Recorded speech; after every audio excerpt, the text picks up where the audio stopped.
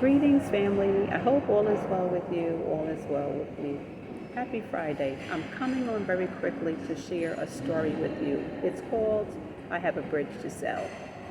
Now, for some of you in the United States, maybe in Europe, you may have heard that term before. It's actually a joke, okay? But it's a very common joke. Let me tell you where this comes from. I have a bridge to sell you used to indicate that one believes someone is especially gullible. A reference to the a reference to the con man George C. Parker, best known for selling property that he did not own, most famously the Brooklyn Bridge. Well, that is a preface for how I came here to be living in the Gambia. Somebody sold me a bridge. During the time when I went from working in the office to working at home, I found myself having a lot of free time. A lot of free time to search the internet. And while searching, I came across a woman who was selling land in the Gambia. The price was so low for 20 by 20, about 1,400 US dollars. I thought, I'll take a chance. If I lose the money, I would not have lost a lot of money. And so I contacted this person via email. I got a response back from someone else within her group. It wasn't her, but it was someone else in her group. And they told me to go ahead and send the money via blah, blah, blah. And I didn't because I had contacted her and I was waiting for her to respond, not someone else. And she didn't say to me, okay, well, someone in my team will reach out to you and then there you do whatever. So I waited. I reached out to her later. She told me what to do. I sent her the money and then she sent me papers. In the process of thinking about doing this, I told a really good friend of mine, and she said to me, just to be on the safe side, you may want to find an attorney there who could assist you with the purchase. And I thought to myself, well, if we're talking about honesty, how would I know that the attorney that I locate there is going to be honest enough to provide me with the proper information?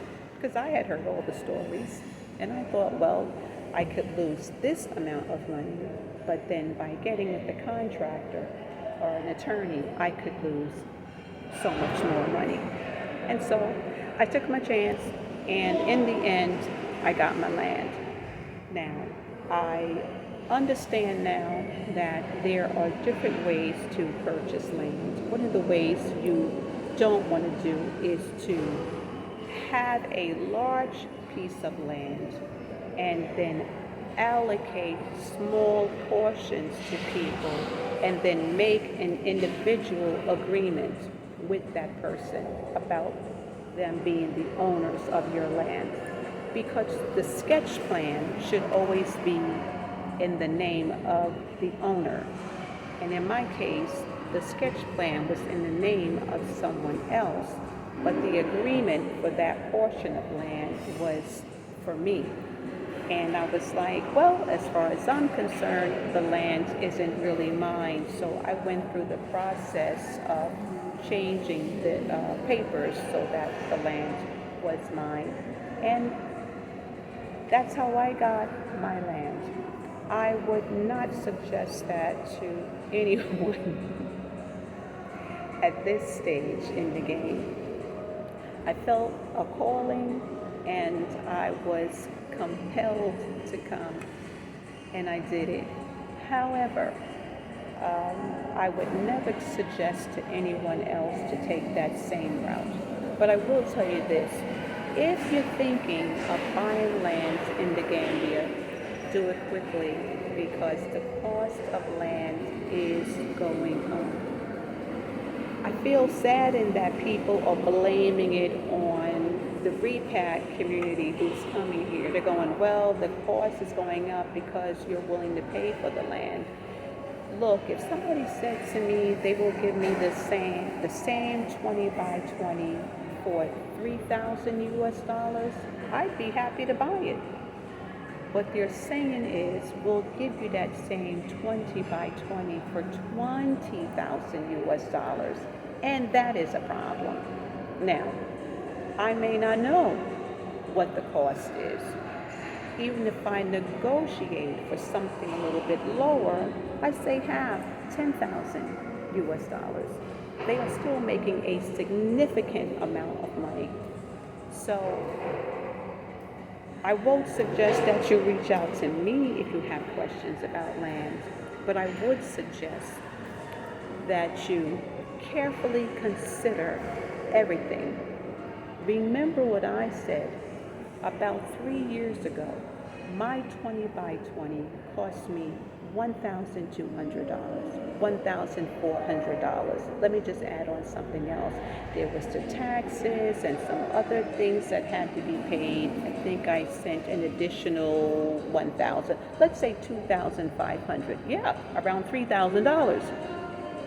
If it goes up to 4,000 or 5,000, yes. But pay at the lowest rate possible. Remember, there's a first price, there's a second price, and then there's a final price or last price. So, as in anything that you're buying, where there's no price tag, negotiate, negotiate, negotiate.